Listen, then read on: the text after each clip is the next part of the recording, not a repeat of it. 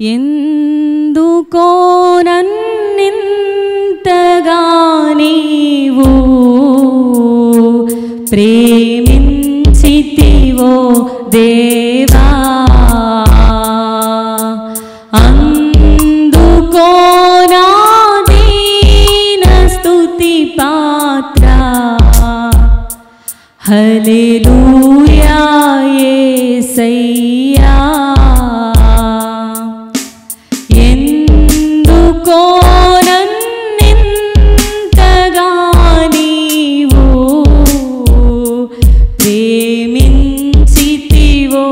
దేవా, అందుకో నా దీన స్తుతి పాత్ర. హల్లెలూయా యేసయ్యా, హల్లెలూయా యేసయ్యా.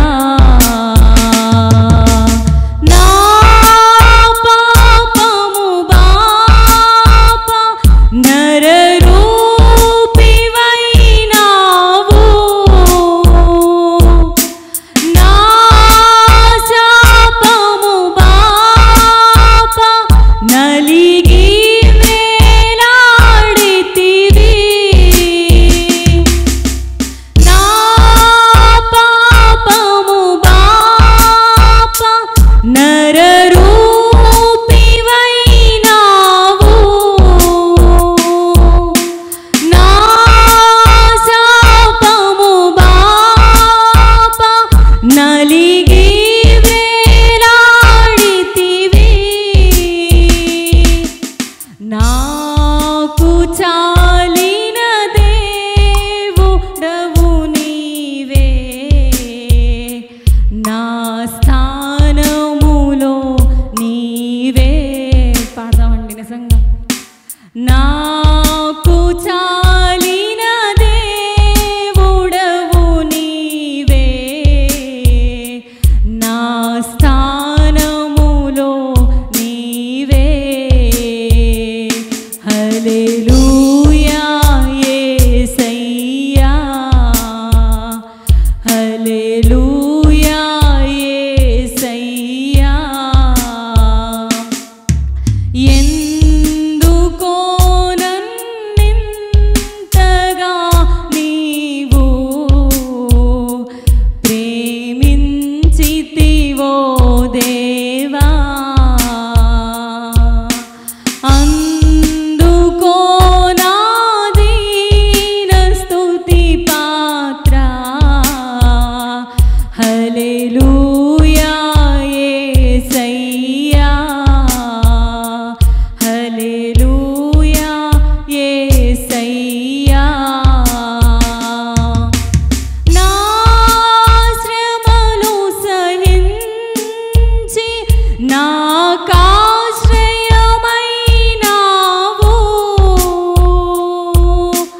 నా వ్యధలు భరించి నన్నాదుకొన్నావు,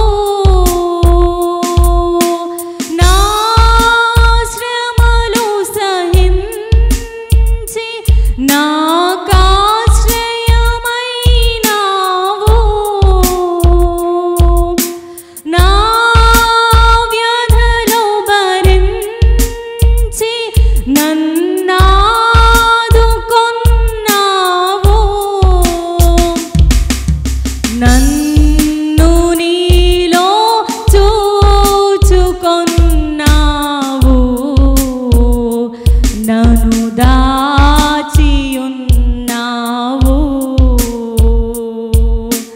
నన్ను నీలో చూచుకొన్నావు, నన్ను దాచియున్నావు. హల్లెలూయా యేసయ్యా, హల్లెలూయా యేసయ్యా. ఎందుకో నన్నింతగా నీవు ప్రేమించితివో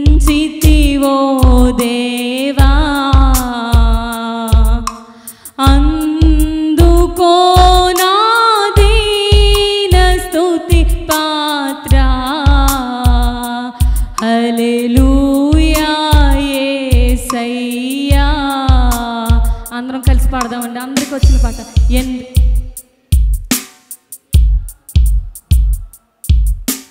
నా మనవులు ముందే నీ మనసులో నెరవేరే, నా మనుగడ ముందే నీ గ్రంథములో నుండే, నా మనవులు ముందే నీ మనసులో నెరవేరే, నా మనుగడ ముందే నీ గ్రంథములో నుండే. ఏమి అద్భుత ప్రేమ సంకల్పం, నేనేమి చెల్లింతున్, ఏమి అద్భుత ప్రేమ సంకల్పం, నేనేమి చెల్లింతున్. హల్లెలూయా యేసయ్యా, హల్లెలూయా యేసయ్యా. ఎందుకో నన్నింతగా నీవు ప్రేమించితివో దేవా, అందుకో నా దీన స్తుతి పాత్ర. హల్లెలూయా యేసయ్యా, హల్లెలూయా యేసయ్యా. ఎందుకో నన్నింతగా నీవు ప్రేమించితివో దేవా, అందుకో నా దీన స్తుతి పాత్ర. హల్లెలూయా యేసయ్యా, హల్లెలూయా యేసయ్యా, హల్లెలూయా యేసయ్యా, హల్లెలూయా యేసయ్యా. తండ్రి దేవ మీకే వందనాలు నాయనా. నాయనా నీ ప్రేమ సంకల్పాన్ని బట్టి వందనాలు తండ్రి. నాయన నీ అద్భుతమైన ప్రేమ సంకల్పం బట్టి నాయన మేమేమిచ్చి రుణం తెచ్చలేము తండ్రి. నాయన మరొకసారి నాయన ఈ సమయంలో మేమందరం కలిసి నాయన మరొకసారి నాయన మా అందరి జీవితాలు మీకు సమర్పిస్తున్నాను తండ్రి. నాయన మీరే వాడుకోండి తండ్రి. నాయన మీరు సిలువలో కాచిన రక్తాన్ని బట్టి తండ్రి నాయన ఆ త్యాగాన్ని నాయన మేము ఎన్నడూ మర్చిపోకుండా నాయన దానికి తగినట్లుగా మేము జీవించే కృప దయచేయండి తండ్రి. నాయన నీ చిత్తాన్ని ఎరిగి జీవించే కృప మా అందరికీ నాయన మీరే అనుగ్రహించమని నాయన నీ ప్రేమకై నాయన లెక్కలేని కృతజ్ఞతలు చెల్లించుకుంటూ ఈ ఆరాధన ద్వారా సమస్త మహిమ ఘనత మీకే ఆరోపిస్తూ త్వరలో రానున్న యేసునామములో అడిగి వేడుకుంటున్నాం పరమ తండ్రి. ఆమేన్. దేవుని స్తోత్రాలండి. మీ అందరికీ వందనాలు. దేవుడిచ్చిన ఈ ప్రశస్తమైన సమయాన్ని బట్టి దేవుని నామానికి సమస్త మహిమ ఘనత కలుగునుగాక. అయితే ఈరోజు సిలువ గురించిన ప్రభు బల్లలో పాల్పొందాం కదండి. అయితే దాని గురించే ఇంకా నేను వేరేది కాదు కానీ కొన్ని విషయాలు దేవుని సన్నిధిలో దేవుడు నాకు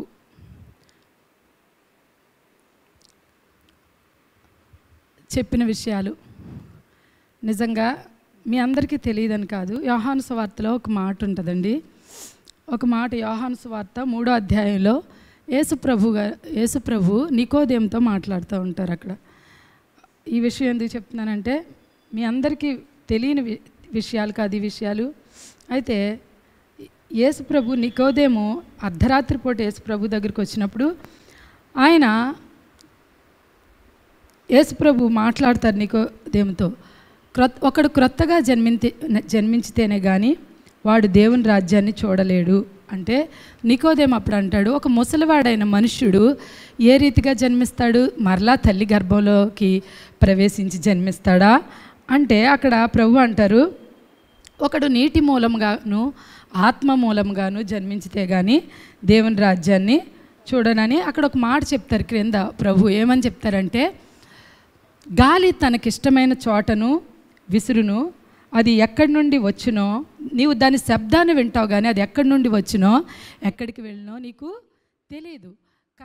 ఆత్మ మూలంగా పుట్టిన ప్రతివాడు కూడా అదే రీతిగా ఉంటాడు. అంటే అక్కడ దేవుడు చెప్పే మాట, ఈ సంగతులు ఎలాగో సాధ్యం అంటాడు నికోదేము.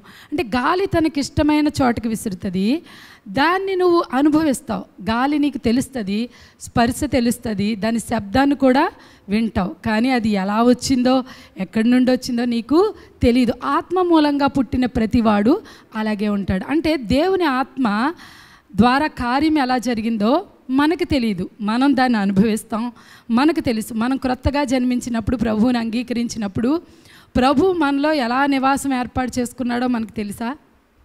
మనకు తెలుసు ప్రభు మనలో ఉన్నారని మనకి తెలుసు, కానీ ఆయన మనలో ఎలాగ నివాసం ఏర్పాటు చేసుకున్నాడో, పాతది ఎలా గతించిందో, క్రొత్తది ఎలాగొచ్చిందో ఈ విషయాలన్నీ మనకి తెలియదు. అంటే ఆత్మ సంబంధమైన విషయాలు చాలా విషయాలు మనం ఎరుగుదుము కానీ ప్రత్యక్షంగా మనకి ఎలా అవుతుందో తెలీదు, ఏం జరుగుతుందో తెలీదు, దేవుడు ఎలా చేస్తున్నాడో కొంతవరకు మనకు తెలీదు. అందుకే గాలి శబ్దాన్ని నువ్వు వింటావు కానీ అది ఎక్కడి నుండి వస్తుందో ఎక్కడి నుండి వెళ్తుందో తెలీదు, కానీ ఆత్మ మూలంగా పుట్టిన ప్రతివాడు ఆ రీతిగానే ఉంటాడని క్రింద ఇంకొక మాట చెప్తాడు.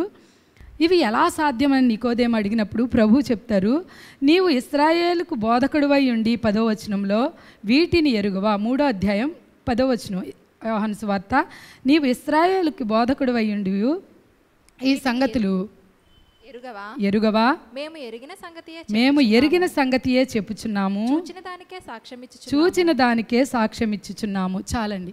ఇక్కడ ప్రభు అంటాడు, నీవు ఇశ్రాయేలుకి బోధకుడుగా ఉన్నావు, నీవు వీటిని తెలియదా నీకు? మేమేం కొత్త విషయాలు చెప్పట్లేదు, మేము ఎరిగిన సంగతియే నేను చెప్తున్నాను, మీరు చూసిన దానికే నేను ఏమంటారు, చూచిన దానికే సాక్ష్యం ఇచ్చు. అంటే ఇప్పుడు కూడా ఏమీ అనుకోవద్దండి. ఈ విషయం నేను ఎందుకు చెప్పానంటే, మీరు ఎరిగిన సంగతియే నేను చెప్పుచున్నాను, మీరు చూచిన దానికే నేను సాక్ష్యం ఇచ్చుచున్నాను. క్రొత్త విషయాలు కాదు, కానీ మనం ఏంటంటే మన సమస్య ఏదన్నా ఒక సమస్య వచ్చిందనుకోండి, మనకి పదే రిపీట్ అవుతుంది అనుకోండి, మనం ఏం చేయాలి, దాని మూలాల్లోకి మరలా వెళ్ళాలి. అంటే మనకు అన్నీ తెలుసు అనుకుంటాం, చాలా ఆత్మీయంగా ఉన్నత స్థాయిలో ఉన్నాం అనుకుంటాం. ఒక్కొక్కసారి మనం మూల విషయాలను కొన్ని, అంటే దేవుని వాక్యంలో ఉంది కదా, మీరు బోధకులుగా ఉండి కూడా మూల పాఠాలను మరలా బోధించాల్సి వచ్చింది. ఎందుకంటే మూల విషయాలు మనం ఎప్పుడైతే సంపూర్ణంగా ఎరగకుండా ఉంటామో, లేకపోతే దాని క్రమాన్ని మనకు తెలుసు, సత్యమంతా తెలుసు, కానీ ఒక్కొక్కసారి దాని యొక్క క్రమం తెలియదు. క్రమం తెలియనప్పుడు మనం అనేక విషయాల్లో ఫెయిల్ అవుతూ ఉంటాం. కాబట్టి నిజంగా నేనేమి కొత్త సంగతులు చెప్పట్లేదు, కానీ ఇప్పుడు మీ అందరికీ తెలిసిందే, నేను ఒక విషయం మరలా దేవుని సన్నిధిలో దేవుడు నాతో మాట్లాడిన దాన్ని నేను ఒక చెప్పుకోవాలంటే ఒక అద్భుతమైన వర్తమానాన్ని ఈరోజు కోసం సిద్ధం చేసుకున్నానండి. అదంతా ఏమైపోయిందో నాకు తెలియదు. దేవుడు కొన్ని విషయాలు మాట్లాడమన్నాడు, ఇది ఎలా మాట్లాడాలో నాకు తెలియదు, కానీ పరిశుద్ధాత్మ దేవుడే మనకి సహాయం చేయాలని నేను కోరుకుంటున్నాను. ఎందుకంటే నేను ఆ మెసేజ్ అయితే నేను కొంచెం ప్రిపేర్ అయ్యి, లేకపోతే నాకు కొంచెం దాని గురించి 4 రిఫరెన్స్లు ఎక్కువ చూసుకుని ఉన్నాను. కానీ దేవుడు చెప్పింది, దేవుడు ఎప్పుడండి సజీవ వాక్యం, ఆ వాక్యం మన జీవితాల్లో ఫలిస్తుందండి. దేవుని వాక్యం జీవం కలిగిందని మనకు తెలుసు. ఆ జీవం కలిగిన వాక్యం మనకి రీమాగా అవ్వాలంటే ఈరోజు నన్ను దర్శించిన వాక్యం ఈరోజు మిమ్మల్ని కూడా దర్శించాలని మీరు ప్రార్థన చేసుకోండి. చిన్న ప్రార్థన చేసుకుందాం. ఒక వచనం చదువుకుందాం. రోమేయులకు రాసిన పత్రిక. నేను ఎక్కడెక్కడికి వెళ్ళినానండి. ఇది ఒక రోమీలకు రాసిన పత్రిక 6వ అధ్యాయం దగ్గర పెట్టుకోండి. దీని గురించే నేను ఈరోజు ధ్యానం చేయాలని కోరుకుంటున్నాను. కొన్ని విషయాలు నేను కోరుకోవట్లేదు, పరిశుద్ధాత్మ దేవుడు మనకు సహాయం చేయలాగిన మనం ప్రార్థన చేద్దామండి. రోమీలకు రాసిన పత్రిక 6వ అధ్యాయం 6వ వచనం.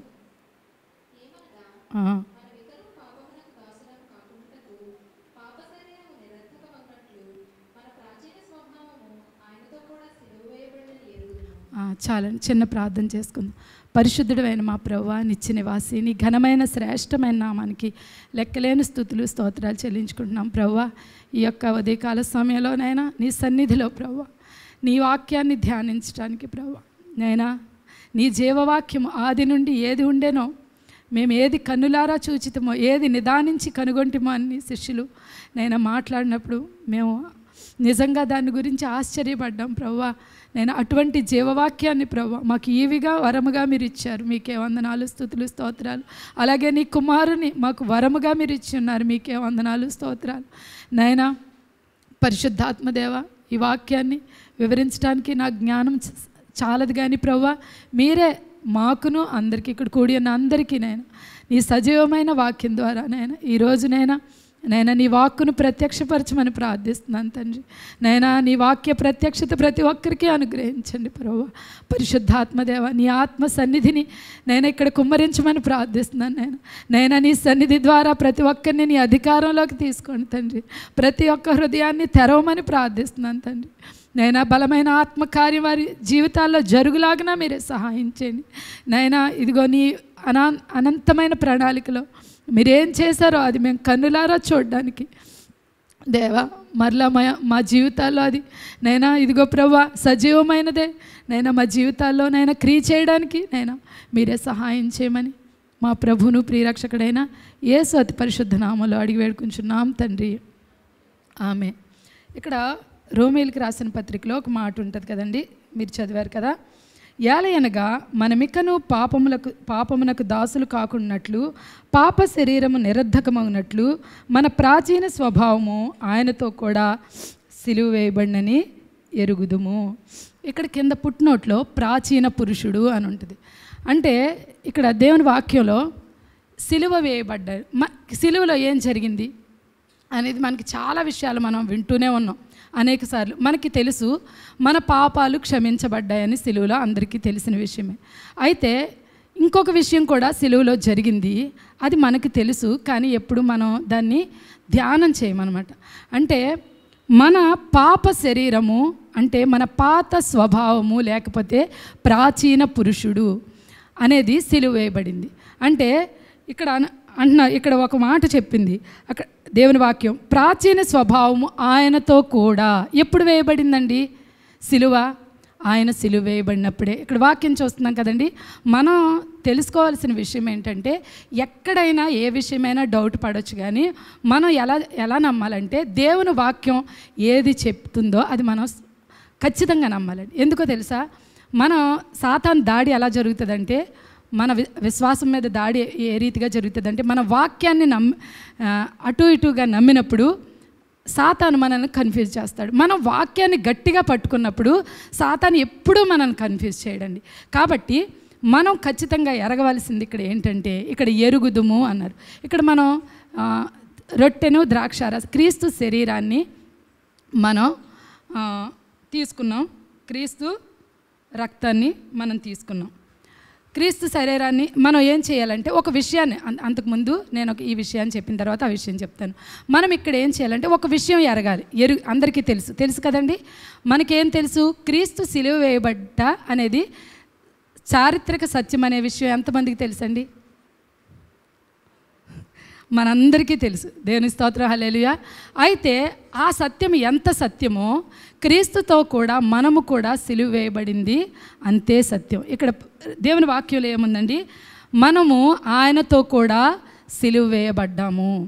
ఇది రెండు విషయాలు ఈ లోకంలో ఉండగా మనకి జరిగినాయి. అంటే పాపాలు క్షమించబడినాయి. సిలువలో యేసు ప్రభు మనం చేసిన పాపాలన్నీ క్షమించేశాడు. అంతే, మన పాపాలన్నింటినీ ఆయన క్షమించాడు. అయితే పాపానికి మూలం ఎక్కడ ఉందండి? పాపానికి మూలం ఎక్కడుంది? మన శరీరము.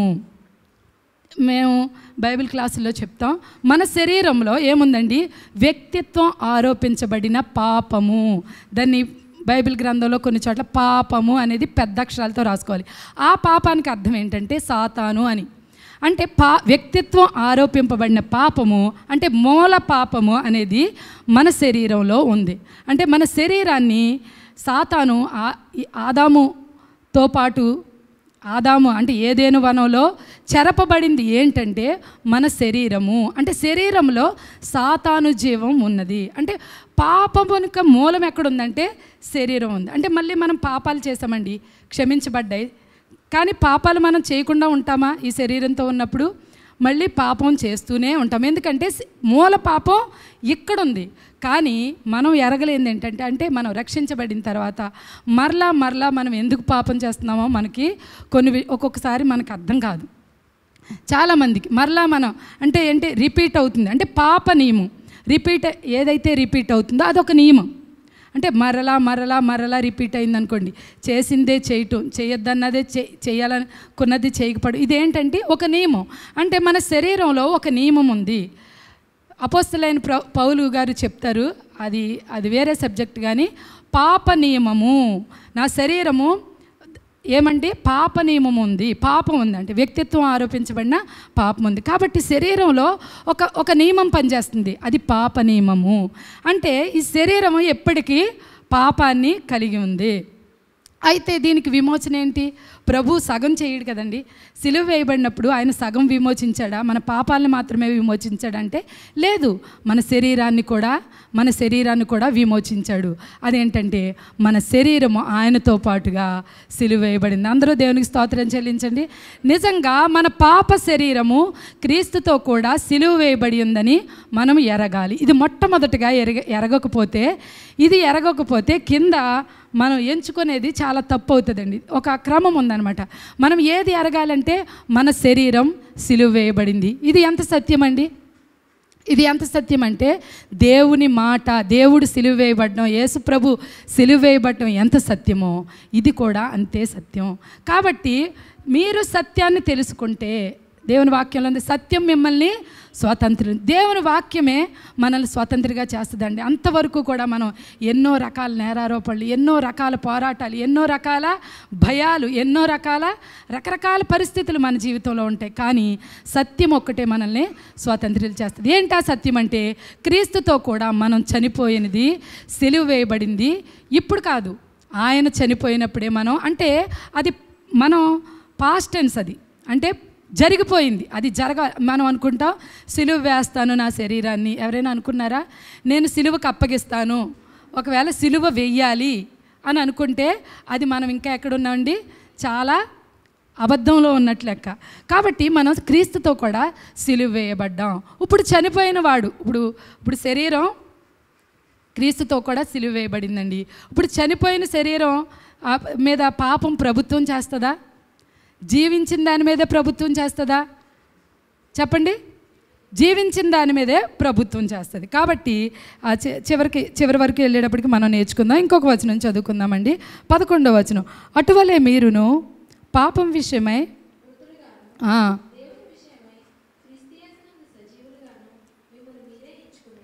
ఎంచుకొనిడి. ఇక్కడ ఏమనుందంటే అటువలే, ఇప్పుడు ఏం చేయాలంటే మనం ఎంచుకోవాలి. ఇది ఎలా జరుగుతుందండి? పాపం విషయమై మృతులుగాను క్రీస్తుని యేసునందు సజీవులుగాను మనము ఎంచుకోవాలంట. అంటే క్రీస్తు యేసునందు మనం సజీవులుగా ఎంచుకోవాలంటే పాపం విషయమై మనం మృతులుగా ముందు ఎంచుకోవాలండి. పాపం విషయమై మృతులుగా మనం ఎంచుకోవడం అంటే ఏంటి? ఇందాక రొట్టె ద్రాక్ష రసం తీసుకున్నారు కదా. పాత మతాధికారులు అంటే 2-3 శతాబ్దాల్లో సంఘ చరిత్రలో మనం చూస్తే మతాధికారులు మొట్టమొదటిగా రోమా చక్రవర్తులు సంఘాన్ని హింసించారండి. ఇంచుమించు మొదటి శతాబ్దం అంతా కూడా రోమా చక్రవర్తులు ఏలుబడి చేసినట్లుగా అనేక హింసలు క్రైస్తవులకి, అంటే అపోస్తుల కాలం నుండి కూడా అపోస్తులందరూ చంపబడ్డారని మీకు తెలుసు. తర్వాత అనేక మంది చక్రవర్తులు ఈ లోకంలో పరిపాలించారని తెలుసు. తర్వాత 2-3 శతాబ్దాల్లో రోమా అధికారులు అంటే మనం ప్రత్యక్షంగా చెప్పకూడదు కానీ మీకు అర్థమయ్యే ఉంటుంది. రోమన్ అధికారుల యొక్క మతాధికారుల యొక్క హస్తంలో ప్రభుత్వం ఉన్నప్పుడు, అది క్రైస్తవ్యం ఉన్నప్పుడు వాళ్ళు ఏం చేసేవారంటే క్రైస్తవ్యంలో ఒక హింస తీసుకొచ్చారు. యేసు ప్రభు రక్తము శరీరము మళ్ళా శరీరంగా మారిపోద్ది, రక్తంగా అంటే చిన్న భేదం అండి. అంటే తెలియక మాట్లాడిన వాళ్ళు, అంటే మాట్లాడిన వాళ్ళ గురించి నేను చెప్పట్లేదు కానీ చిన్న భేదం, రక్తంగా మారిపోద్ది, శరీరంగా మారిపోద్ది అనే ఒక విధానం తీసుకొచ్చారు. అంటే చాలా చిన్న విషయం, అంటే అందరూ గ్రహించలేనంత విషయం. అలాంటి సత్యాల కోసం అనేక మంది చనిపోయారండి. చిన్న చిన్న విషయాలు, యేసు ప్రభు యొక్క సత్యం కోసం, చిన్న విషయాల్లో సత్యం కోసం అనేక మంది చనిపోయారు. కాబట్టే ఇంకా సత్యం జీవించింది. అందరూ దేవుని నామానికి మహిమ చెల్లిద్దామని. అంటే ఎంతోమంది క్రైస్తవులు ఒక్క సత్యం కోసం చనిపోయిన వాళ్ళు ఉన్నారు. మార్చబడుతుంది, శరీరంగా రక్తంగా మార్చబడుతుంది. అంటే ఇక్కడ వాక్యంలో అలా లేదండి. అంటే దేవుని వాక్యం ఎలా చెప్తుందంటే ఆయన నా శరీరం అని ఇచ్చాడు. అయితే మనకి ఇచ్చినప్పుడు ఏం చెప్పారు పాస్టర్ గారు? ఇది క్రీస్తు శరీరం అని ఎంచుకొని తినుడి. మనం ఏం చేయాలంటే మన విశ్వాసం ద్వారా అది క్రీస్తు శరీరం అని, ఇది విశ్వాసం ద్వారా మన శరీరం, ఒక ఆహార పదార్థం తీసుకుంటాం, ఒక రొట్టె తీసుకుంటాం, అది మన శరీరంలో ఒక పార్టికల్ అవుతుంది కదండి. అరిగిన తర్వాత అది మన శరీరంలో ఒక భాగం అవుతుంది.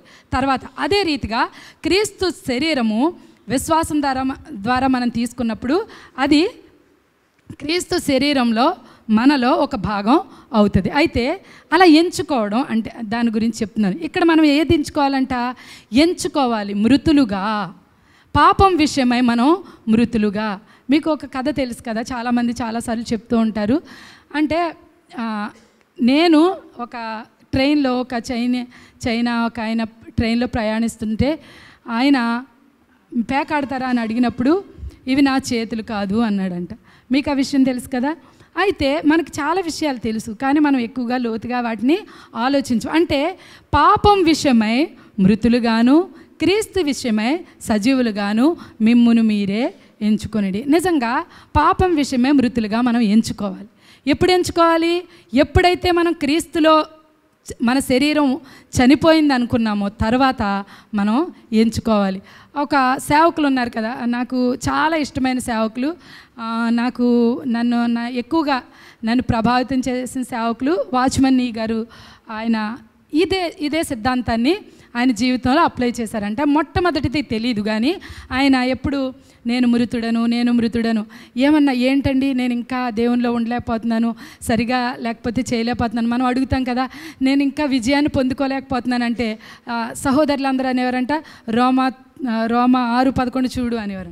వెళ్ళి ఇంకా 6:11 చూసి నేను మృతుడను అనే కొద్దీ కూడా ఆయన ఇంకా నేను జీవించి ఉన్నట్టున్నాను, నా శరీరం ఇంకా జీవించి ఉన్నట్టు, నాలోని పాపం ఇంకా జీవించినట్టుగా నేను కనుగొన్నాను అన్నారు. అంటే ఏంటంటే మనం ఏదైతే మనం విశ్వాసం ద్వారా ఎరిగామో అప్పుడు ఎంచుకోవడం మనం ప్రారంభించాలి. ఏది ఎరిగాం? నేను క్రీస్తుతో కూడా సిలువ వేయబడి ఉన్నాను. ఈ విషయం పౌలు గారు గలతీ 2:20 ఏం చెప్తారండి? నేను చదువుతాను. నేను క్రీస్తుతో కూడా సిలువ వేయబడి ఉన్నాను, ఇకను జీవించువాడును నేను కాదు, క్రీస్తే నా యందు జీవించుచున్నాడు. ఆ వచనం మీరు గుర్తుపెట్టుకోండి. నేను క్రీస్తుతో కూడా, మనం కూడా మన స్లోగన్ కూడా ఇదే అవ్వాలండి. ఏది అవ్వాలి? నేను క్రీస్తుతో కూడా జీవించుచున్నాను, ఇకను జీవించేవాడను నేను కాను, క్రీస్తే నా యందు జీవించుచున్నారు. పౌలు గారు చెప్పారు కానండి, మనం చెప్పలేమండి అని మీరు అనుకుంటే మనం ఎప్పటికీ కూడా నిజ క్రైస్తవులుగా ఉండలేమండి. నిజంగా చెప్తున్నాను. నిజంగా ఒక క్రైస్తవుడి యొక్క నియమం ఏంటంటే మనం ఏమీ చేయలేము, ఇది తెలుసుకోవాలి. మనం క్రీస్తులో మృతి పొందాము, ఆ తర్వాత మన వల్ల ఏమీ కాదనే విషయం క్రిందకు వచ్చినప్పుడు మనం తెలుసుకుందామండి. మనం ఏం చేయాలంటే పాత నిబంధన ఈ రోమా 7వ అధ్యాయంలో ఒక విషయం ఉంది. అక్కడ రోమా 7 గురించి మీకు తెలుసు. అక్కడ ధర్మశాస్త్రం గురించి చెప్తూ, ధర్మశాస్త్రము ఆత్మ సంబంధమైనది. ఇది పెద్ద సబ్జెక్ట్ అండి, దీని గురించి చెప్పట్లేదు. కానీ నేను ధర్మశాస్త్రం ఆత్మ సంబంధమైనది అంటే ధర్మశాస్త్రం మంచిదే, కానీ ధర్మశాస్త్రాన్ని నేను శరీర సంబంధి అయి పాపమునకు అమ్మబడి ఉన్నానని పౌలు గారు అక్కడ అంటారు. ధర్మశాస్త్రం ఆత్మ 14వ వచనంలో 7:14లో ధర్మశాస్త్రం ఆత్మ సంబంధమైనదని ఎరుగుదుము, అయితే నేను పాపమునకు అమ్మబడి శరీర సంబంధి అయి ఉన్నాను. ఇది ఎక్కడ చెప్తున్నారండి? అంతకుముందు సిలువ వేయబడి ఉన్నాను అని చెప్పిన తర్వాత నెక్స్ట్ అధ్యాయంలో చెప్తున్నాను. క్రింద చూస్తే మీకు తెలుసు, నా శరీరమందు ఏది మంచిది ఏది నివసించదు. నేను ఏది చేయాలనుకుంటున్నానో అది చేయలేకపోతున్నాను, లేకపోతే ఏది కోరుతున్నానో అది చేయలేకపోతున్నాను. నేను కోరని దాన్ని చేస్తే అది నేను కాదు చేసేది, నా యందు నివసించే పాపమే. ఇవన్నీ చెప్పుకుంటూ వచ్చు. అయ్యో ఇట్టి దౌర్భాగ్యమైన శరీరం నుండి నన్ను ఎవడు విడిపించును అని ఆయన మొర్రపెడతారు. ఆ సేవకులు నాకు చెప్పిన మాట ఏంటంటే, ఒక మనిషి మొర్ర పెట్టగలిగిన అత్యంత ఆత్మీయమైన మొర్ర ఏదైనా ఉందంటే ఇదేనంట. ఏది? అయ్యో నేనెంత దౌర్భాగ్యుడను, ఇట్టి మరణముకు లోనైన శరీరం నుండి నన్ను ఎవడు విడిపించును. రోమీయులకు రాసిన పత్రిక రాయబడే సమయంలో ఈ ఉదాహరణ పౌలు గారికి దొరికిన సందర్భం చరిత్రకారులు ఎలా చెప్తారంటే, ఆ సందర్భంలో ఒక మనిషి రోమీయులకి కొన్ని శిక్షలు ఉన్నాయి కదండి రోమా సామ్రాజ్యంలో. ఆ శిక్షల్లో ఒక భాగం ఏంటంటే, ఒక చచ్చిన శరీరాన్ని బ్రతికిన మనిషికి కట్టడం. చచ్చిన శరీరాన్ని మనిషికి కట్టడం. అతను ఎక్కడికి పోయినా, ఏం చేసినా, ఎక్కడికి ఎలా ఉన్నా, ఎక్కడికి వెళ్ళినా అదేం చేస్తుందండి? ఆ శరీరం ఇతని యొక్క జీవాన్ని తీసేస్తూ ఉంటుంది, ఇతని యొక్క వేడిని తీసేస్తూ ఉంటుంది. ఇతనితో పాటు విడిచిపెట్టడానికి ఉంటుందా? ఉండదు. ఇదే యొక్క ఉదాహరిస్తూ చూడండి. మీరు ఈ ఉదాహరణ ఈ వాక్యం చదివినప్పుడు మీరు మనసులో ఉంచుకోవాలి. అయ్యో ఇట్టి మరణంకు లోనైన శరీరం నుండి నన్ను ఎవడు విడిపించును అంటే, మనకి మరణానికి లోనైన శరీరం ఎవరితో ఉందండి? మనతోటే ఉంది. మనమే దాన్ని వేలాడేసుకుని చెప్పుకోవాలంటే, మనం ఆత్మ సంబంధమైన జీవితం జీవిస్తున్నాం అనుకోండి, మన శరీరాన్ని మనకు కట్టుకుని మనం తిరుగుతున్నాం. అంటే మన శరీరం మనతో పాటుగా ఉంది, కానీ ఈ శరీరాన్ని మనం మోయలేము, దాని భారాన్ని మనం వహించలేము. కానీ దీన్ని ప్రభు ఏం చేశాడంటే, సిలువలో సగం కార్యం చేయలేదు, కానీ ఆయనలో మనల్ని ఇముడ్చుకొని ఆయనతో పాటు దేవుని వాక్యంలో ఉంటుంది ఒక గ్రంథంలో, అందరి కొరకు ఒకడు చనిపోయాను గనుక అందరూ చనిపోయిరనియు అని ఉంటుంది. ఆ వచనం ఎక్కడుందంటే 2 కొరింథీయులకు రాసిన పత్రిక మీరు 5వ అధ్యాయం 14వ వచనం చదవండి.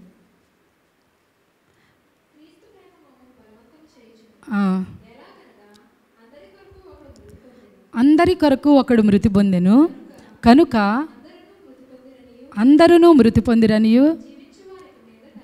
చాలండి, ఇక్కడ ఆ తర్వాత చదువుకుందాం. అందరి కొరకు ఒకడు మృతి పొందెను కనుక అందరూ మృతి పొందిరి. ఎవరైతే మనం క్రీస్తులో ఉన్నామని అనుకుంటున్నాం, మనం అందరం కూడా ఆయనతో పాటు ఆయన సిలువని జ్ఞాపకం చేసుకునేటప్పుడు ఆయన పడిన బాధను తలుచుకునే నేను ఎక్కువగా ఏడ్చేదానండి. నాకు తెలిసిన సిలువ గురించి చెప్తున్నాను. ఆయనతో పాటు ఆయన పడిన నా కోసమే కదా అని నేను చాలా వేదన చెందేదాన్ని. అంతకు మించి నేను చెప్తున్నానండి, సిలువ ఏం చేసిందో మనం చూసేదానికంటే, మనం తెలుసుకున్న దానికంటే, మనం ఊహించిన దానికంటే సిలువలో దేవుడు చేసిన కార్యం ఎంతో గొప్పది. అందరూ దేవునికి మహిమ చెల్లిద్దామండి, అందరూ చప్పట్లు కొడదాం దేవుని నామానికి. మనం ఊహించిన దానికంటే కూడా అది ఎంతో గొప్పదండి. అది మన ఊహకు అందనిది. దేవుడు చేసిన కార్యం సంపూర్ణమైన కార్యం. దానికోసం మనం ఏమీ చేయవసరం లేదు, సమస్తము ఆయన చేసి ముగించాడండి. ఆయన యందు విశ్వాసం ఉంచడం మాత్రమే మనకి మిగిల్చాడు. అయితే దేవుని వాక్యాన్ని మనం చదువుకుందాం. అందరి కోసం ఒకడు మృతి పొందిన గనుక అందరూ మృతి పొందిన అంటే, నేను ఎందుకు చనిపోయానండి, నేను చనిపోయానా అని మీకు డౌట్ వస్తుంది కదా. దేవుని వాక్యాన్ని మీరు నమ్ముతున్నారు కదా. క్రీస్తుతో కూడా నేను సిలువ వేయబడి, మన అందరూ కూడా చనిపోయాం. మన బాప్తిస్మం యొక్క అర్థం చనిపోయిన తర్వాత ఏం జరిగిందండి? చనిపోయిన తర్వాత ఏం జరిగింది? పాతి పెట్టబట్ట. బాప్తిస్మం యొక్క నిజమైన అర్థం ఏంటంటే, క్రీస్తుతో కూడా మనం చనిపోయి క్రీస్తుతో కూడా పాతి పెట్టబడటం. అప్పుడు పాతి పెట్టినప్పుడు ఏం జరుగుతుందంటే, మనం క్రీస్తుతో కూడా లేస్తామండి. దీన్నే మనం చూద్దామండి, వాక్యంలో మనం చూద్దాం. క్రీస్తుతో కూడా లేవడం గురించి కాదు, కానీ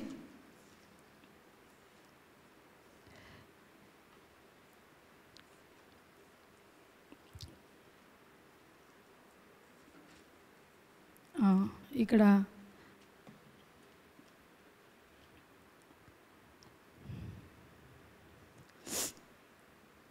రోమేలికి రాసిన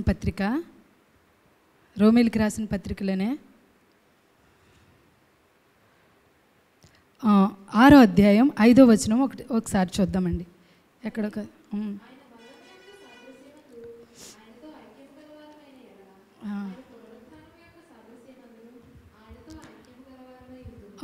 చూడండి.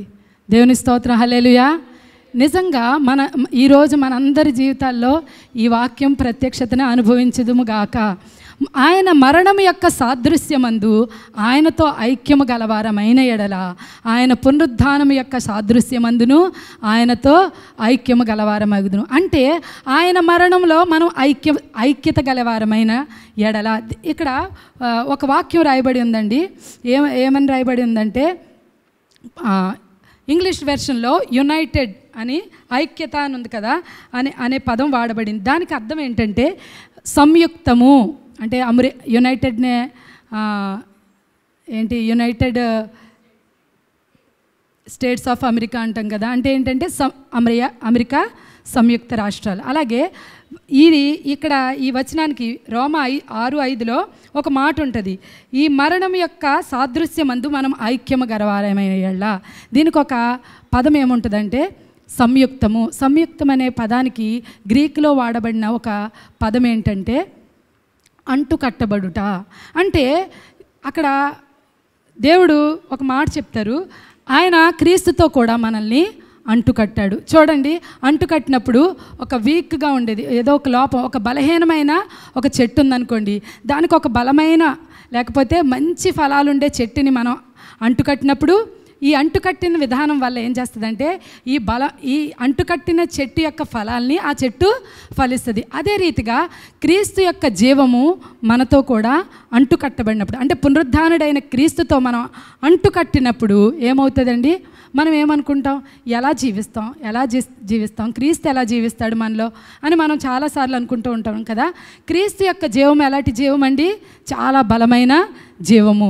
ఆయన పునరుద్ధాన శక్తి ఎలాంటిది, చాలా బలమైన శక్తి. ఆయనతో మనం అంటుకట్టబడినప్పుడు ఆయన యొక్క ఫలము మనం ఫలిస్తాం. దేవునికి స్తోత్రం, హల్లెలూయా. అంటే ఎవరైతే మరణం యొక్క సాదృశ్యంలో ఆయనతో పాటు చనిపోతారో, ఐక్యపరచబడతారో, అంటే మరణంలో ఆయనతో పాటు చనిపోయారని మనం ఎవరైతే ఎరుగుతామో వాళ్ళ పునరుద్ధానం యొక్క సాదృశ్యం అందును ఆయనతో.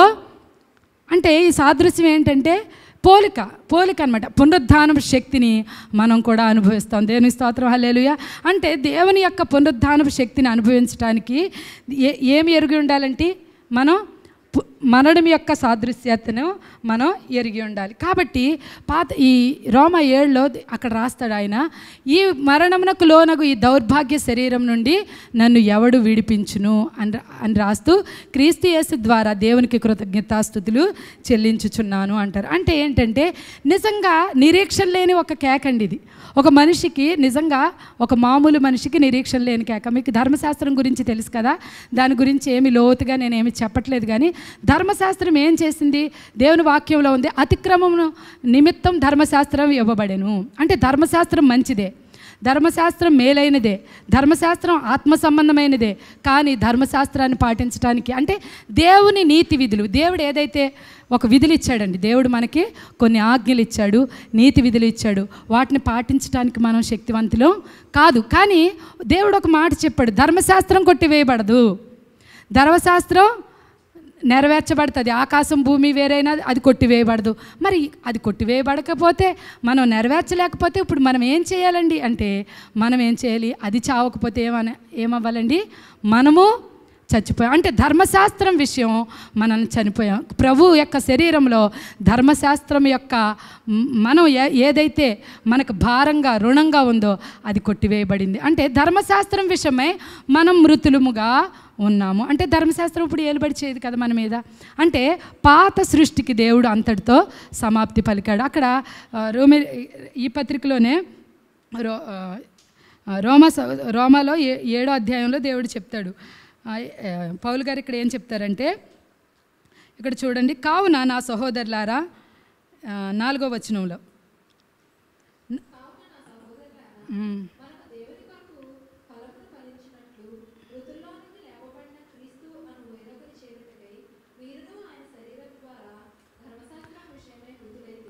ధర్మశాస్త్రం ఏమైపోలేదండి. ధర్మశాస్త్రం కొట్టివేయబడలేదు. ఏంటంటే మన విషయంలో క్రీస్తు ధర్మశాస్త్రం విషయంలో మనం మృతులయ్యాము. ఏంటంటే ఇప్పుడు చూడండి, పైన ఒక రాసి ఉంది, ఒక భర్త బ్రతికి ఉన్నంత కాలమే ఆ ధర్మశాస్త్రం సంబంధమైన విధిలో ఉంటుంది కదా స్త్రీ. ఆ భర్త చనిపోతే ఏమాత్రం కూడా ఆ భర్త యొక్క సంబంధమైన ఆ విధిలో నుంచి చనిపోతే బయటకు వస్తుంది. భర్త అంతకీ చచ్చిపోవట్లేదు, అదే విధులు కోరుకుంటూ ఉన్నాడు, అదే మన నుండి ఆశిస్తున్నాడు. ఆ ధర్మశాస్త్రం అలాగే ఉంది. అంటే ఇప్పుడు ఏం చేయాలి? ఆ స్త్రీ విడిపించబడాలంటే ఏం చేయాలంటే ఆమె చనిపోతే అప్పుడు ధర్మశాస్త్రం నుండి విడిపించబడుతుంది. అదే రీతిగా ఇక్కడ కింద ఉంది, అలాగే క్రీస్తు అను వేరొకని చేరుటకై 4వ వచనంలో మనం దేవుని కొరకు ఫలమును ఫలించినట్లు మృతుల్లో నుండి లేపబడిన క్రీస్తు అను వేరొకని చేరుటకై మీరును ఆయన శరీరం ద్వారా ధర్మశాస్త్రం విషయమై మృతులైతిరి. అంటే ధర్మశాస్త్రం నుండి విడిపించబడి మనం ఏం చేసామంటే క్రీస్తుతో అంటుకట్టబడ్డాం. అంటే క్రీస్తు అనే పురుషుని, క్రీస్తు వచ్చి మనల్ని ధర్మశాస్త్రం నుండి విడిపించాడు. క్రీస్తు వచ్చి అంటే వేరొక పురుషుడు. ఇప్పుడు ఆ వేరొక పురుషుడు అంటే ఆ స్త్రీకి వేరొక భర్త ఎవరండి? క్రీస్తు అనమాట. అంటే ఒక సాదృశ్యంగా చెప్పాను కదా. అంటే క్రీస్తు అను వేరొకని చేరడానికి మనం ధర్మశాస్త్రంలో మృతులమైన, అతను మరణించలేదు కానీ మనం మరణించి ఆ ధర్మశాస్త్రం అంటే క్రీస్తు మన కోసం ఏం చేశాడంటే ధర్మశాస్త్రానికి ముగింపు మన జీవితానికి పలికాడు. ఈ మనల్ని మరణింప చేయడం ద్వారా అంటే క్రీస్తు మరణించాడు, మనం కూడా ఆయనతో పాటు సంయుక్తంగా మరణించడానికి గల కారణం ఏంటంటే మనల్ని ధర్మశాస్త్రం నుండి విడుదల చేయటానికి, విడిపించడానికి. అది చిన్న విషయం కాదండి. ఇప్పుడు మనకి ఒక మనిషి మన జీవిత కాలంలో ఎప్పటికీ దేవుడి నుండి వచ్చే వాటిని పాటించలేడు. ఏంటంటే అతిక్రమం నిమిత్తం ధర్మశాస్త్రం ఇవ్వబడింది అనే వాక్యం ఉంది దేవుని వాక్యంలో. అంటే మనం చేయలేమని దేవునికి తెలియదా? తెలుసు. నువ్వు ఎంత చేత కానివాడువో, నేను ఎంత చేత కానిదాన్నో. అంటే ఇది క్రీస్తు దగ్గరికి ఇప్పుడు అన్ని విషయాల్లో మనం సంతృప్తి కలిగి ఉన్నామనుకోండి, మనకు క్రీస్తు అవసరత ఏముందండి? ధర్మశాస్త్రం విషయంలో మనం పాటించగలిగామనుకో మనకి క్రీస్తు వేరొక పురుషుని చేరడానికి అవసరమేముంది? కాబట్టి ధర్మశాస్త్రం ఏం చేస్తుందంటే మనం ఎన్నటికీ చేయలేంది దేవుడికి తెలుసు. కానీ మనం ఎంత నిస్సహాయమో, దేవుని విధులు పాటించడానికి మనం చేతకాని వారమో, అంటే ఎంత చేతకాని వారమో మనం తెలుసుకోవాలంటే ఎంతైనా చేతకాని వారు ఒక్క విషయం కూడా మనం పాటించడానికి క్రీస్తు నుండి వేరే ఒక్కటి కూడా మనం ఏమీ చేయలేమండి. అంటే అయితే క్రీస్తు నుండి వేరే ఒక్కటి కూడా మనం చేయలేం, దేవుని విధులు నిర్వర్తించలేం. కాకపోతే అయితే క్రీస్తు ఏం చేస్తాడు? అయితే క్రీస్తు యొక్క గొప్పతనం ఏంటి? క్రీస్తు ఇప్పుడు ధర్మశాస్త్రం అలాగే ఉంది, అంతకంటే క్రీస్తు ఏమీ కోరట్లేదా వేరొక పురుషుడు అంటే? అంతకంటే ఎక్కువ డిమాండ్సే ఉన్నాయి. అంతకంటే క్రీస్తుకి ఏమున్నాయండి? ధర్మశాస్త్రం కంటే ఎక్కువ. అదేమో చూడకూడదు, అదేమో వ్యభిచరించకూడదు, ఇదేమో చూడకూడదు, ఇంకా ఎక్కువ డిమాండ్సే ఉన్నాయి. అయితే ధర్మశాస్త్రానికి క్రీస్తుకి తేడా ఏంటంటే అది కేవలం చెప్తుంది, కానీ అది మనం చేయడానికి శక్తి ఉందా లేదా, అది ఏమీ మన విషయంలో అది ఏమీ చేయలేదు, కేవలం డిమాండ్స్ మాత్రమే. కానీ క్రీస్తు అయితే మనలో ఉండి ఆయన క్రియాశక్తి చొప్పున అని ఉంటుంది దేవుని వాక్యంలో ఒక చోట. అంటే మనలో ఉండి ఆ ధర్మశాస్త్ర సంబంధమైన నీతి విధులన్నింటినీ ఆయన కోరుకున్నంతగా మనం చేయడానికి మనకి శక్తినిస్తాడనమాట. కాబట్టి మనం ఇప్పుడు ఏం చేయాలి అంటే ఆయనే చేస్తాడు సమస్తం. ఇప్పుడు మనం ఏం చేయడానికి లేదు. నిజంగా చూడండి, ఒక్కటి కూడా మనం ఇప్పుడు కొన్ని తీర్మానాలు తీసుకోండి, కొన్ని చెయ్యండి అంటూ ఉంటారు కదండి. ఒక్క తీర్మానం కూడా మనం నెరవేర్చలేము. నేను ఒక తీర్మానాన్ని తీసుకున్నానండి, దాన్ని నెరవేర్చానండి, నిజంగా ఫుల్ఫిల్గా నేను నెరవేర్చానని ఎవరైనా చెప్పగలరా? ఒక తీర్మానం నేను తీసుకున్నాను అంటే మీరు క్రీస్తులో ఉండి తీసుకున్న తీర్మానాల గురించి మాట్లాడలేదు. మనము ఒక తీర్మానం మనంతటా మనమే తీసుకుంటే అది దాన్ని అంతటికీ ఎప్పటికీ మనం చేయలేం. మనకి శక్తి సరిపోదు, మన సామర్థ్యం సరిపోదండి. కాబట్టి మనం ఏం మన ప్రాచీన పురుషుడు సిలువ వేయబడ్డాడు, మనము ఇప్పుడు క్రీస్తులో ఉన్నాము. ఇక్కడ చూడండి, గలతీ 2:20 చివరి మాట చదవండి ఒకసారి. ఇందాక ఆఫ్ చేయమన్నాను కదా.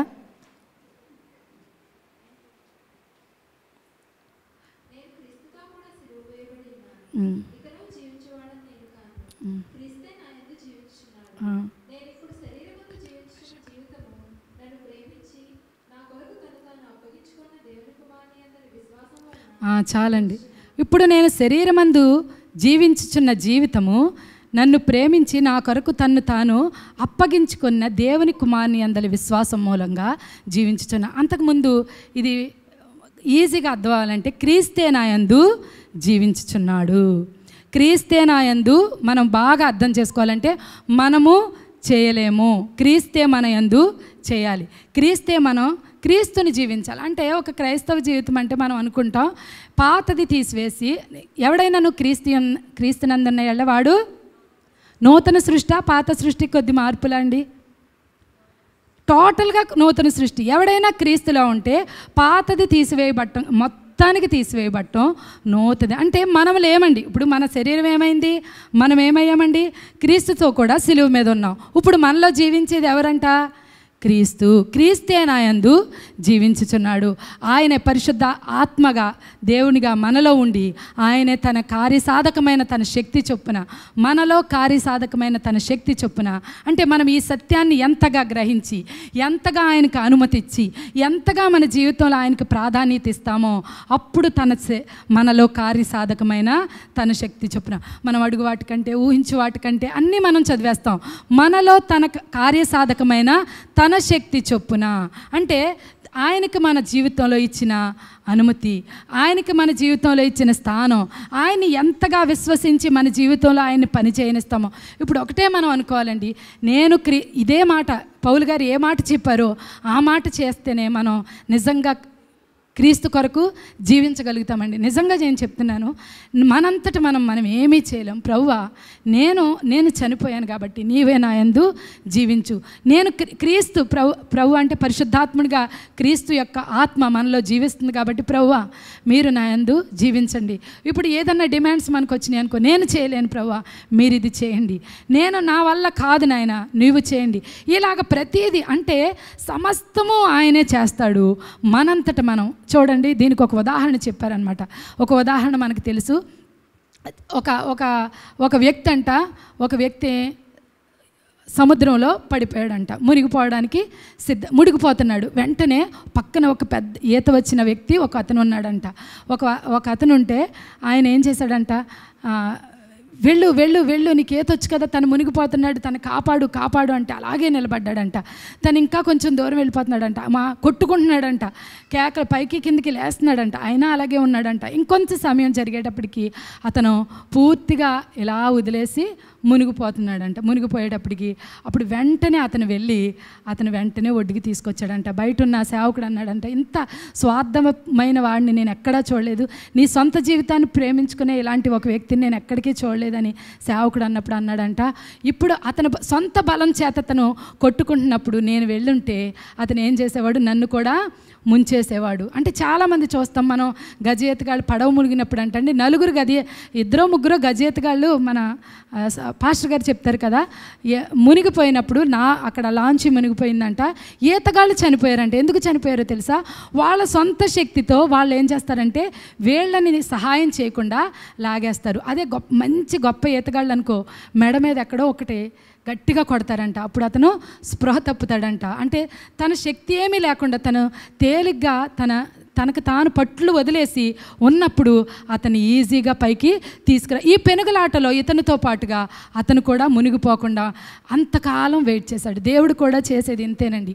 మన సొంత శక్తిని, మన సొంత భక్తిని, మన సొంత ఆలోచనలు, మన సొంత ఉద్దేశాలు దేవునికి పనిలో ఏమాత్రం ఉపయోగపడవు. ఒక క్రైస్తవుడిగా బ్రతకడానికి కూడా ఉపయోగపడవు. మన శక్తిని మొత్తం తీసివేసి, ప్రభువా నిజంగా చెప్తున్నాను, ఈ రోజు నుండి మీరు ఈ సత్యాన్ని మీరు నిజంగా మీకు సొంతంగా, అంటే మీకు తెలియని సత్యం నేను చెప్తున్నాను అనుకోవట్లేదు, అందుకే ముందే చెప్పాను, మీకు తెలిసిన దాన్నే నేను చెప్తున్నాను, క్రొత్త విషయం కాదు. నికోదేముతో దేవుడు అంటున్నాడు, ఇశ్రాయేలు బోధకుడు నీకు తెలీదా, మీకు తెలియని దాన్ని నేను చెప్పట్లేదు, తెలిసిన దాన్నే, నేను చూసిన దానికే సాక్ష్యం ఇస్తున్నాను అని చెప్పారు కదా. అదే రీతిగా నిజంగా సొంత శక్తి చేత, మనం సొంత భక్తి చేత, సొంత ఆలోచనల చేత మనం, దేవుని ఆలోచనలు ఉంటాయండి, దాని గురించి నేను మాట్లాడట్లేదు.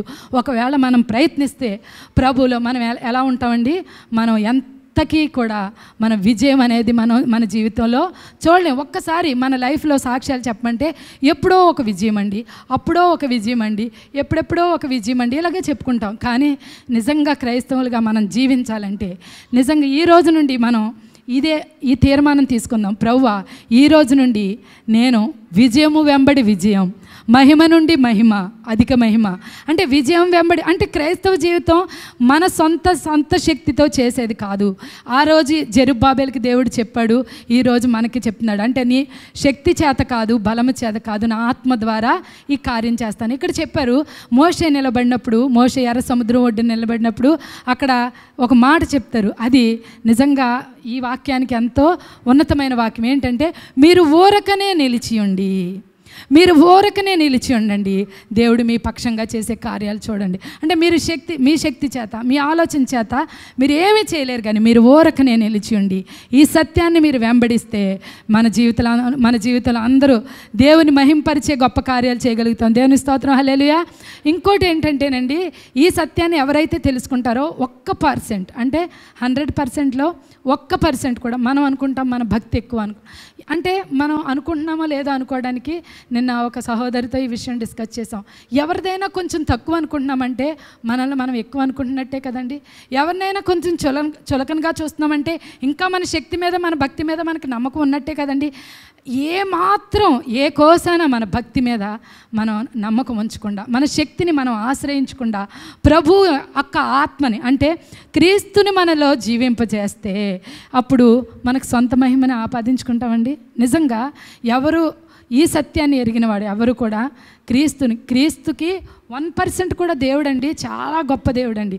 అంతా ఎందుకు చేశాడు, నేను ఎన్నోసార్లు అనుకున్నాను, ప్రభువా ఏంటి నీకు ఇంత ప్రేమ, మొత్తం అంతా నువ్వే చేసేసావు, మొత్తం అంతా అంటే మొత్తం పరలోకానికి ఆరోహణమయ్యా, మరలా కిందకి వచ్చావు, మాలో నివసిస్తున్నావు, మరలా మాలో ఉండి సమస్తము నువ్వే చేస్తున్నావు. ఎందుకయ్యా అంటే ఎందుకో కాదు, 1% కూడా నీకు నాకు మహిమ చెందటానికి వీల్లేదు. సమస్త మహిమ ఆయనకే చెల్లునుగాక అంటే మహిమ రాదండి. నేను చెప్తున్నాను, సమస్త మహిమ మన జీవితాల్లోంచి ఆయనకి చెల్లించాలి. అంటే అలా అనొద్దని నేను అనట్లేదు, విమర్శించట్లేదు. సమస్త ఘనత మహిమ ప్రభుకే చెల్లునుగాక అన్నంత మాత్రాన మహిమ రాదు. కానీ మన జీవితాల్లో సమస్తము క్రీస్తే అని మనం నమ్మి, మనం విశ్వసించి నమ్మకపోయినా ఆయనదే సమస్తం అండి. నువ్వు నమ్మినా ఆయనే సమస్తం, నమ్మకపోయినా ఆయనే సమస్తం. కానీ నువ్వు ఇది నమ్మకపోతే నీ జీవితంలో, నా జీవితంలో మనం ఏం చేస్తామండి, ఓటమి పాలవుతాం. నిజంగా ఓటమి పాలవుతాం. ఎందుకంటే దేవుడు చేసిన దాన్ని నువ్వు తిరిగి ఏమీ చేయలేవు. ధర్మశాస్త్రం అంటే ఏంటో తెలుసండి, దేవుని కోసం ఏదో ఒకటి చేయాలనేది నిబంధనలు అయ్యి. కానీ ఆ ధర్మశాస్త్రంలో ఒక్కటి కూడా మనిషి పూర్తిగా నెరవేర్చలేడు. కానీ కృప అంటే ఏంటంటే దేవుడు మన కోసం చేసింది, క్రీస్తు ప్రభు సిలువలో చేసిందంతా ఏంటండి, కృపా కార్యము. ఆయన మన కోసం సమస్తము చేశాడండి. మన కోసం మనం ఏమీ చేయక్కర్లేదు. అంటే ఏమీ చేయక్కర్లేదంటే ఏంటండి, ఇంట్లో కూర్చుని మనం స్తుతి చెల్లిస్తూ ఉండాలా? అవును, స్తుతి నిరంతరం చెల్లిస్తూ ఉండాలి. అయితే మనకి కొన్ని దేవుడు అప్పగించినవి కొన్ని ఉన్నాయండి. ఏంటంటే అదే రోమీయులకి రాసిన పత్రిక 6వ అధ్యాయం 13వ వచనం.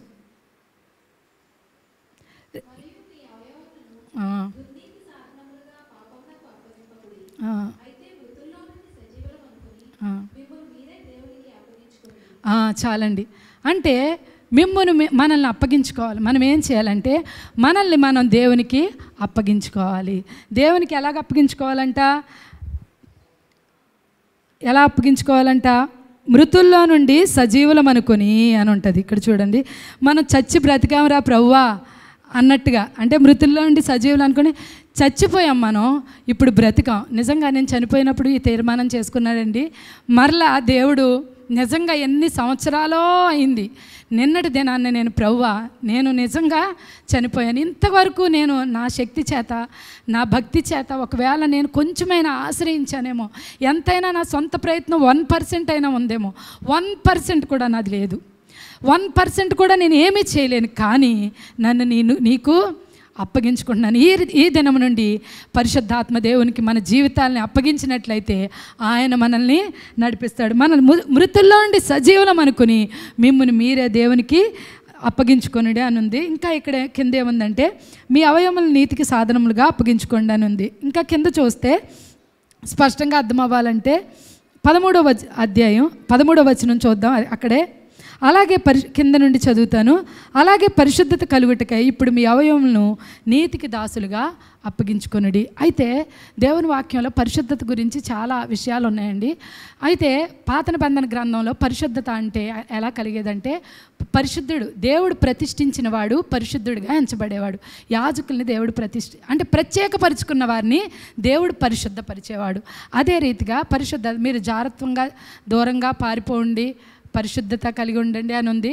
అయితే అసలైన అర్థం దేవునికి వాక్యంలో ఏంటంటే మనము దేవునికి ప్రత్యేకించబడి దేవునికి అప్పగించుకున్నప్పుడు మన అవయవాల్ని పరిశుద్ధత కలుగుటకై ఇక్కడ ఏం వాక్యం ఉందండి, ఇప్పుడు మీ అవయవములను నీతికి సాధనములుగా అప్పగించుకోండి.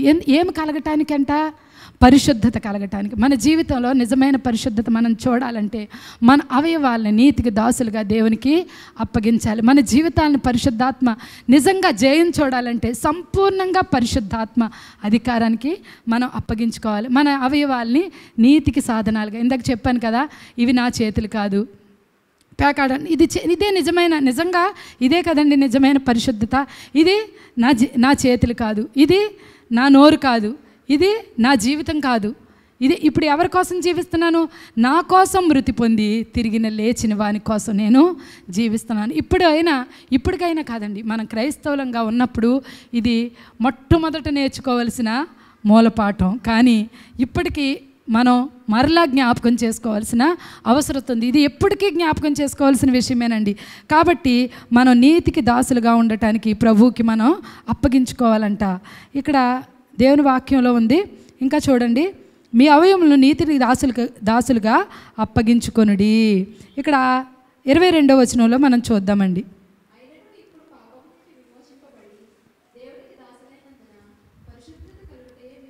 ఇది చివరి వచనం. ఒకే అధ్యాయంలోంచి నేను చూపించాను కదా, చాలా విషయాలు ఉన్న ఒకే అధ్యాయంలోంచి దేవుని చిత్తాన్ని బట్టి నేను చూసాం కదా. అయితే ఇక్కడ ఉంది, మరలా చదవండి. రోమీయులకు రాసిన పత్రిక 6వ అధ్యాయం 22వ వచనం.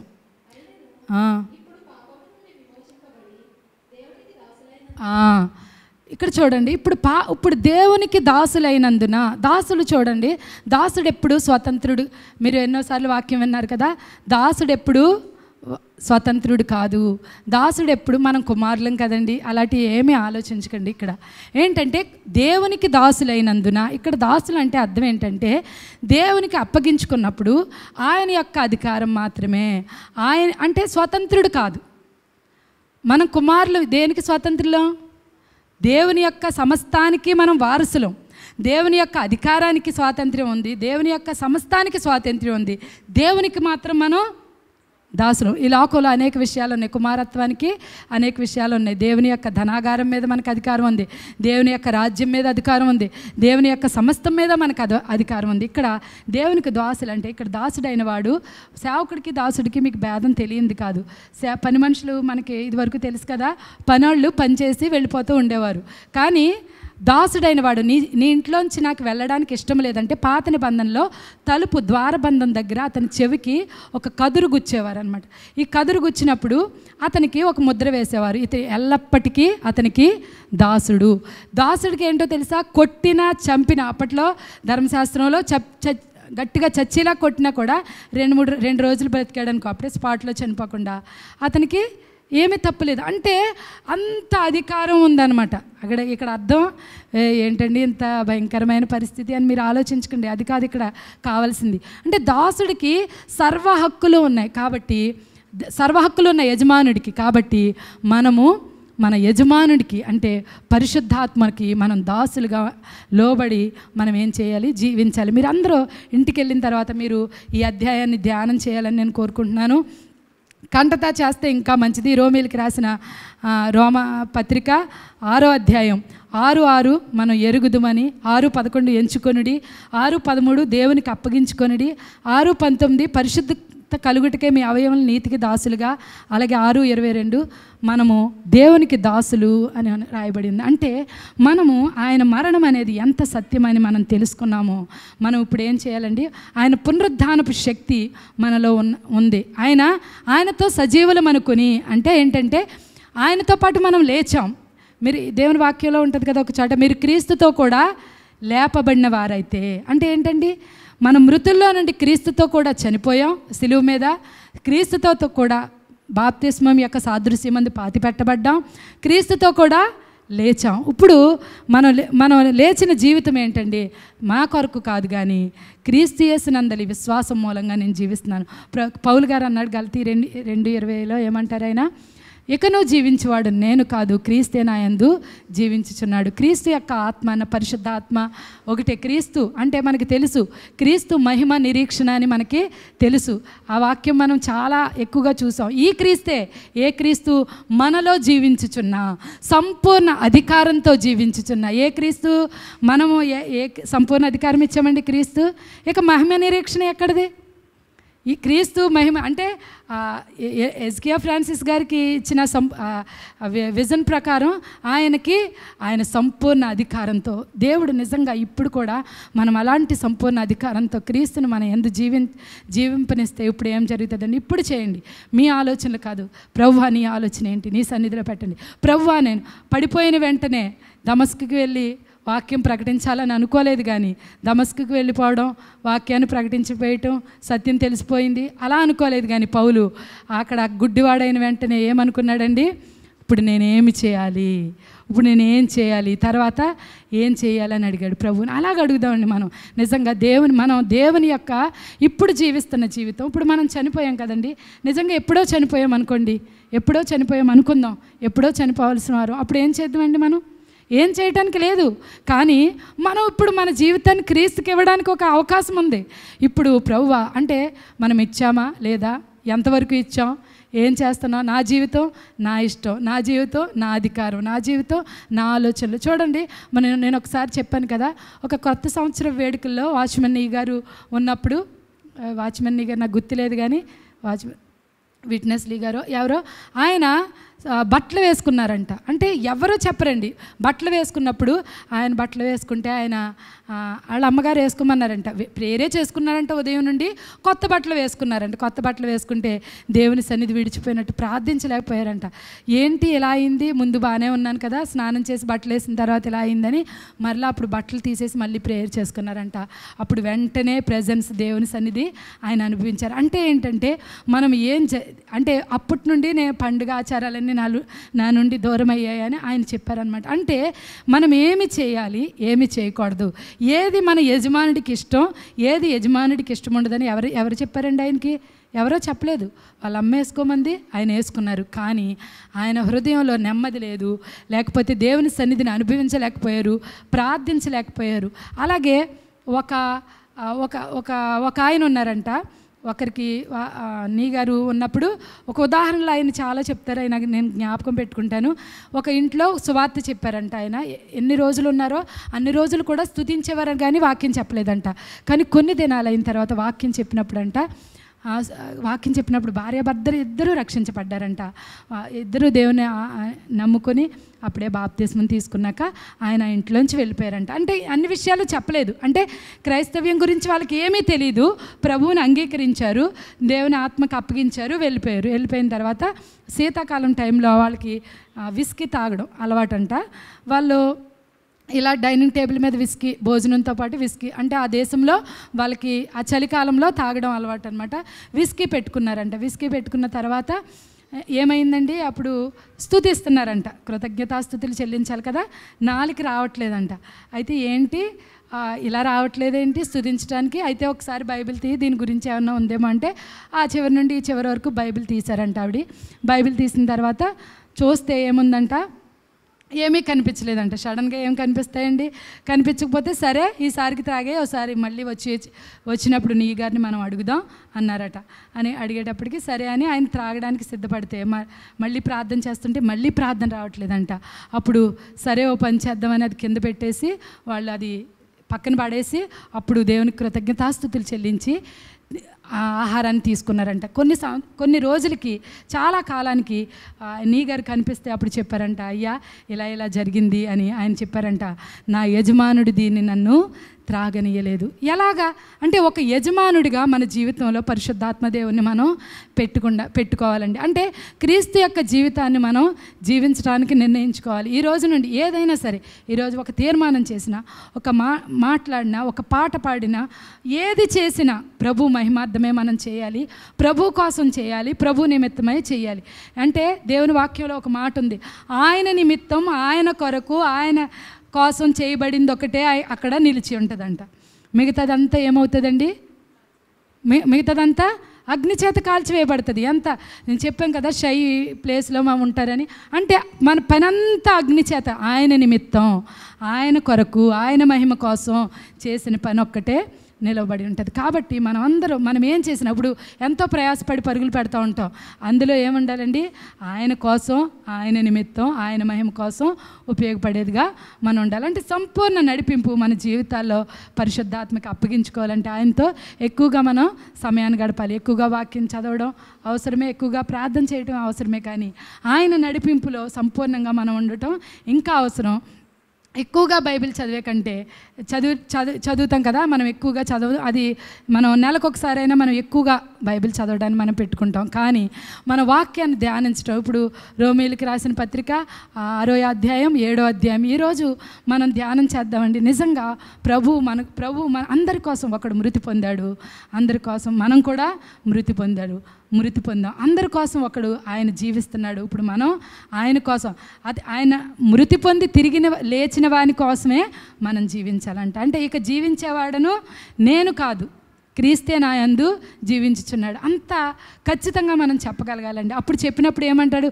ప్రభువే కాదు నేను చెప్పినదేమనగా, అంటే కన్యకల గురించి పౌలు గారు అంటారు, అంటే నేను ఒకటి, క్రీస్తు ఒకటి అనే భేదం లేదండి. ప్రభు యొక్క తో నడుస్తున్నప్పుడు ఏం చేస్తుందండి? ప్రభు యొక్క సంపూర్ణ చిత్తాన్ని మనం నిజంగా గ్రహించగలుగుతాం. ప్రభువే కాదు నేను చెప్తున్నాను, ఆయనే కాదు, అంటే పౌలు గారు చెప్పేశారు డైరెక్ట్గా. అంటే నేను వేరు, క్రీస్తు వేరు అన్నట్టుగా ఎక్కడ కూడా లేదనమాట.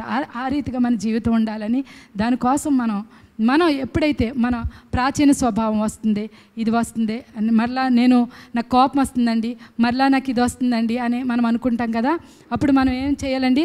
నేను క్రీస్తుతో కూడా సిలువ వేయబడ్డాను, జీవించేది నేను కాదు. నేను అనేది ఎక్కడైతే వచ్చిందో అప్పుడు నేను అనేది మొత్తం మనలో కొంత నేను ఉంటుంది కదండి. నేను అనగానే మీకు ఏం గుర్తుకొస్తుంది? కొంచెం ఆవేశం, కొంచెం ఇంకొకటి పేరు అనగానే అది అనమాట మన నేను. ఆ నేను కనిపించకుండా ఇంకేం కనిపించాలండి? క్రీస్తే కనిపించాలి. ఆ రీతిగా దేవుడు మనందరికీ సహాయం చేయనుగాక. మనందరం లేచి ఒక్కసారి ప్రార్థన చేసుకుందాం అండి. పరిశుద్ధాత్మ దేవునికి మన జీవితాలని ఎన్నోసార్లు మనం దేవునికి అప్పగించుకున్నాం. అయితే ఈ యొక్క ఉదయకాల సమయంలో మీ అందరి జీవితాల్లో ఈ నూతన కార్యం దేవుడు ప్రత్యక్షపరచాలని, పరిశుద్ధాత్మ దేవుని సన్నిధిని, సంతోషాన్ని, సమాధానాన్ని, అంటే ఆత్మానుసారమైన మనస్సు సమాధానం అని ఉంది కదా దేవుని వాక్యంలో, జీవమును సమాధానం అని ఉంది కదా, అటువంటి జీవాన్ని, సమాధానాన్ని మనం అనుభవించాలని నేను కోరుకుంటున్నాను. ఈ ఉదయకాల సమయంలో పరిశుద్ధుడు అయిన ప్రభువా, నిత్య నివాసి, నీ ఘనమైన శ్రేష్టమైన నామానికి లెక్కలేని స్తోత్రాలు తండ్రి. సిలువలో నువ్వు చేసిన కార్యాలన్నిటిని బట్టి మీకే లెక్కలేని స్తోత్రాలు నాయనా కేవలం మా పాపాలను క్షమించడమే కాకుండా ప్రభు, మా పాప శరీరాన్ని నిరర్ధకం చేయడానికి ప్రభు నైనా సిలువలో మమ్మల్ని నీతో పాటు మమ్మల్ని ఉంచినందుకు లెక్కలేని స్తోత్రాలు తండ్రి. దేవా నీకే వందనాలు, స్తోత్రాలు. నిజంగా ఈ సత్యాన్ని సంపూర్ణంగా మా జీవితాల్లో అవగాహన చేసుకోవడానికి ఇక జీవించేది నీవే అని మేము నీ చిత్తానుసారంగా జీవించడానికి సహాయం చేయండి. ఇంతవరకు మా వైఫల్యాలు, మా ఆలోచనలు, మా ఉద్దేశాలన్నీ ఎన్నో విషయాల్లో ఫెయిల్ అయ్యాం ప్రభు. మా భక్తిని ఆశ్రయించామేమో, మా జ్ఞానాన్ని ఆశ్రయించామేమో, నైనా మా శక్తిని ఆశ్రయించామేమో ప్రభువా దేవా, ఇప్పుడు నైనా పరిశుద్ధాత్మ నీ సన్నిధిని ఆశ్రయించి నైనా విజయవంతమైన క్రైస్తవ జీవితం ప్రతి ఒక్కరూ జీవించడానికి సహాయం చేయండి ప్రభు. మహిమ నుండి అధిక మహిమకు, విజయం వెంబడి విజయం ప్రతి ఒక్కరి జీవితంలోనైనా అనుభవించడానికి సహాయం చేయండి ప్రభు. ఇదిగో మరణం యొక్క సాదృశ్యమందు ఐక్యపరచబడిన మేమందరం కూడా నీ పునరుద్ధానపు యొక్క సాదృశ్యం ఐక్యపరచబడటానికి సహాయం చేయండి. యేసు నామములోనైనా నీ పునరుద్ధానపు శక్తిని నైనా ప్రతి ఒక్కరి జీవితంలో రిలీజ్ చేస్తున్నాను. ఇప్పుడే నేను పరిశుద్ధాత్మదేవ నీ సన్నిధిని ఇక్కడ రిలీజ్ చేస్తున్నాను. పరిశుద్ధాత్మదేవ నీ యొక్క నైనా ప్రభావాన్ని రిలీజ్ చేస్తున్నావు నైనా. మా శరీరం ద్వారా నైనా నిన్ను ఎల్లప్పుడూ ఊరేగిస్తూ, నిన్ను ఎల్లప్పుడూ మహింపరుస్తూ నైనా నీ నామానికే ఘనత కీర్తి నైనా ప్రభావం ఆరోపిస్తూ నైనా నిజమైన క్రైస్తవ జీవితం మేమందరూ నైనా క్రీస్తును పోలిన జీవితం జీవించడానికి మేము ఇక నువ్వు జీవించు ప్రభువా. మా జీవితాలకి అప్పగిస్తున్నాం, మా అవయవాలు మీకు అప్పగిస్తున్నాం ప్రభువా. నీవే మా శరీరం ద్వారా, మా జీవితం ద్వారా, ప్రతి ఒక్క నైనా పరిస్థితి ద్వారా నీ నామానికి మహిమ ఘనత ప్రభావము తెచ్చుకోమని దీనిరాలనైనా నా ప్రార్థన పరిశుద్ధ పాసని చేర్చుకుని ఇక్కడ కూడి అందరి జీవితంలో ప్రభువా ఈ వాక్యం నైనా ఇదిగో ప్రభువా నైనా ఇదిగో ప్రకాశించే జ్యోతి వలె నైనా రగిలించడానికి వారి జీవితాలను మండించడానికి ప్రభువా నైనా రోషముగా నీ కోసం బ్రతకడానికి ప్రభువా నైనా మేమేం చేయాలో నైనా నీలో నిలిచి ఉండమన్నావు ప్రభువా. నైనా మేము నిలిచి ఉండటానికి సహాయం చేయి. మేమేమీ చేయక్కర్లేదు కానీ ప్రభువా నిలిచి ఉండి ఊరక నువ్వు చేస్తున్న గొప్ప కార్యాలను, ఆశ్చర్యకార్యాలను చూడటానికి సహాయం చేయండి నైనా ఇదిగో ప్రభువా ఇశ్రాయేలీ ప్రజలు ఎర్ర సముద్రం వడ్డీ ఎలా నిలిచి ఉన్నారు, ఇప్పటి నుండి మేము అలా నిలిచి ఉన్నాం. నీవే మా జీవితాల్లో కార్యం జరిగించండి. మీరే మా జీవితాల్లో నైనా జీవించమని ప్రార్థిస్తున్నాం. మా జీవితాన్ని మేము మీకు ఇస్తున్నాం ప్రభువా. మీరే మా జీవితాన్ని జీవించండి నైనా ప్రకాశవంతంగా నైనా ఇదిగో నీ ఎదుట సిగ్గుపడనక్కర్లేని పనివారిగా నైనా ఫలభరితమైన పరిచర్య నైనా నిన్ను చేరాం ప్రభువా. ఇప్పుడు నీ కోసం ఫలం ఫలించటానికి నేను ఎంతవరకు మరణార్థమైన ఫలాలు ఫలించామని వాక్యంలో రాయి. ఇప్పుడు జీవార్థమైన ఫలము నైనా ఇదిగో ఆత్మఫలం ఫలించడానికి నిన్ను చేరుకుని అన్న ప్రతి ఒక్కరి జీవితంలో నూరందలుగా అటువంటి సమృద్ధి అయిన ఆశీర్వాదాన్ని కుమ్మరించమని దీనిరాల్ని అయోగ్రాల్ని నా ప్రార్థన నీ పరిశుద్ధ పాసని చేర్చుకుని మీరే మహిమ ఘనత కీర్తి ప్రభావాలు పొందమని మా ప్రభువును ప్రియరక్షకుడైన యేసు అతి పరిశుద్ధ నామములో అడిగి వేడుకుంటున్నాం తండ్రి. ఆమెన్. మీ అందరికీ సమాధానం కలుగునుగాక. ఆమెన్.